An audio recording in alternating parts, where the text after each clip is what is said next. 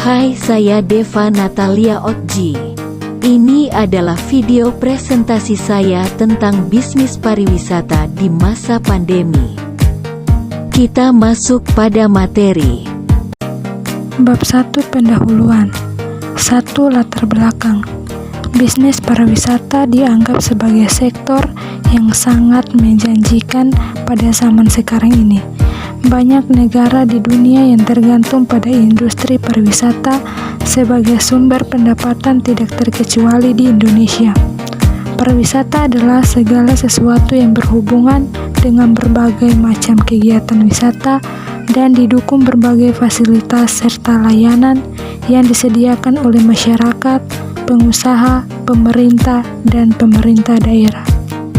Bab 2 Pembahasan. 1. Pengertian pariwisata. Pariwisata adalah perpindahan orang untuk sementara dan dalam jangka waktu pendek ke tujuan-tujuan di luar tempat di mana mereka biasa hidup dan bekerja, dan juga kegiatan-kegiatan mereka selama tinggal di suatu tempat. 2. Pengertian destinasi image.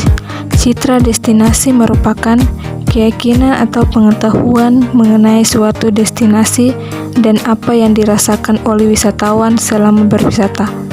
Faktor lain agar pengembangan destinasi pariwisata sesuai dengan apa saja yang dibutuhkan oleh wisatawan adalah dengan cara memperhatikan hal-hal baru, mempengaruhi kepuasan wisatawan agar kembali mengunjungi wisata tersebut.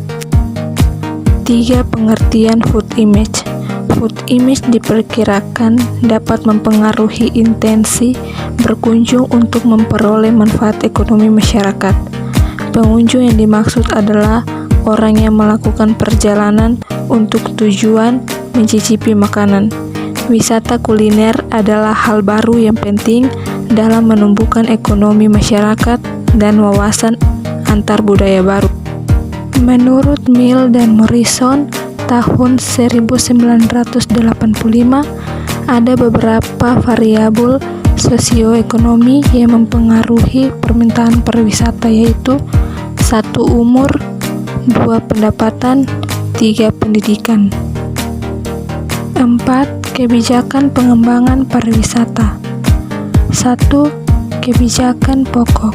Pertama, mewadahi, membangun, dan juga mengembangkan manfaat potensi pariwisata sebagai kegiatan ekonomi yang bisa menciptakan lapangan kerja. 2. Meningkatkan kemampuan dan juga keterampilan aparatur serta pemberdayaan tugas dan fungsi organisasi daripada sebagai fasilitator, regulator yang bisa menjadi pengembangan pariwisata. 3. Meningkatkan kesempatan berusaha dan keterlibatan seorang dalam mengembangkan kawasan wisata. 4. Mengantarakan kerjasama pariwisata antar daerah dan juga dunia usaha.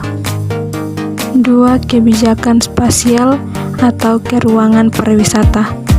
Pertama, memberikan arahan yang jelas agar bisa menjadi pengembangan pariwisata berdasarkan karakteristik keruangan melalui zonasi pengembangan. 2. Untuk kemudahan pembangunan dan pengolahan yang perlu dilakukan adalah pengelompokan objek daya tarik wisata pada satuan kawasan atau SKW. Satuan-satuan kawasan wisata tersebut merupakan kawasan yang memiliki pusat-pusat kegiatan wisatawan agar mempunyai keterkaitan sirkuit atau jalur wisata. 3. Melakukan urutan prioritas pengembangan satuan kawasan wisata dengan memperhatikan dampaknya terhadap pengembangan objek dan juga daya tarik wisata. Bab 3 Penutup. Kesimpulan. Sektor pariwisata menjadi salah satu sumber pemasukan terbesar untuk Indonesia. Banyak orang yang akan kehilangan pekerjaan sektor pariwisata akibat pandemi ini. Bahkan dari mereka harus tetap bertahan hidup.